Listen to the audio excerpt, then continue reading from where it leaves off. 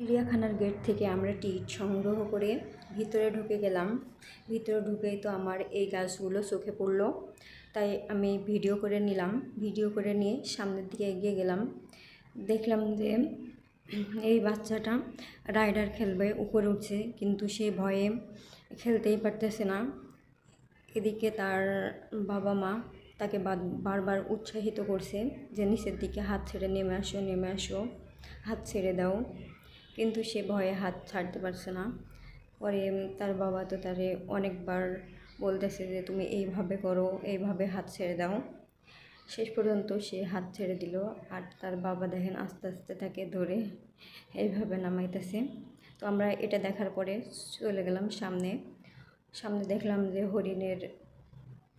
হরিণের খাঁচা। তো এই যে হরিণ আছে অনেকগুলো এখানে। অনেকে তো হরিণকে খাবার দিচ্ছিল, সেই জন্যে হরিণগুলো একেবারেই খাঁচার ধারে চলে এসেছে। এই যে দেখেন, এই যে হরিণের জায়গাটা অনেকখানি বড়,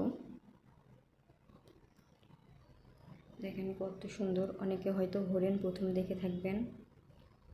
তো আমার নেক্সট ব্লগে আরও কিছু দেখাবো।